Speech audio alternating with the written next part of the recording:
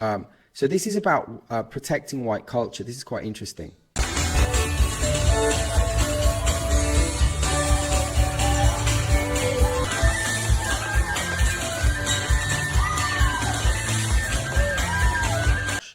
I think that culture, I think that, culture has always been helped by other cultures. If you look at Van Gogh, Van Gogh's art was helped by Japanese culture. If you look at Picasso, Picasso's work was helped by African culture, especially the masks. So I don't believe that your culture is better because it stops other cultures coming in. But the other cultures didn't come into the societies. They were met, by artists, and they weren't forced by war. And I think that we are going to see a lot of white cultured lands start to push back. And this can be good and it can be bad. On the good side, it's good because it means that white people start to look at their culture. What really are they? Are you a drinking culture? Are you a sex culture? Are you a pop culture? What are you? What is it that made us who we are? And I think it's time for reflection. I think going and beating people up in foreign lands while drunk because of football, I don't see that as culture. I don't see Charles and on horses and military parades as culture. I think that's just men trying to look important in uniforms and wear medals a lot have never fought for. And I don't see culture being built on the back of military exploitations as a good thing either. However, dance, art, music and things like that. And there might or could be a push.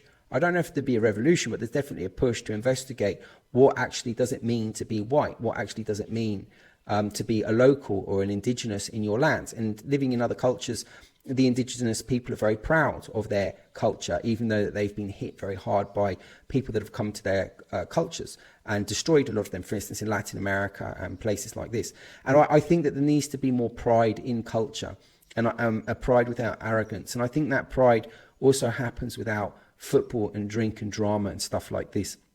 And so the English, culture is very literary. Is very literary. No, how do I say that? Literature. There's a lot of literature. You've got Blake. You've got now I'm on the spot, aren't I? Bacon, Blake. You've got obviously Shakespeare. But Shakespeare, I just never got into Shakespeare. There's a lot of writers, British writers. I mean Clark. You've got, I'm trying to think, you've got Harry Potter now, haven't you? You've got poets, you've got Siegfried Sassoon, Brooke, you've got Wilfred Owen, you've got people like that. And, there's modern writers as well, but, you can have classical modern writers. Shakespeare's just, it's difficult to relate because of the language. And so maybe some stuff needs to be updated a little bit. And, some new books will come out as classics and things that people should read and be pushed to the front.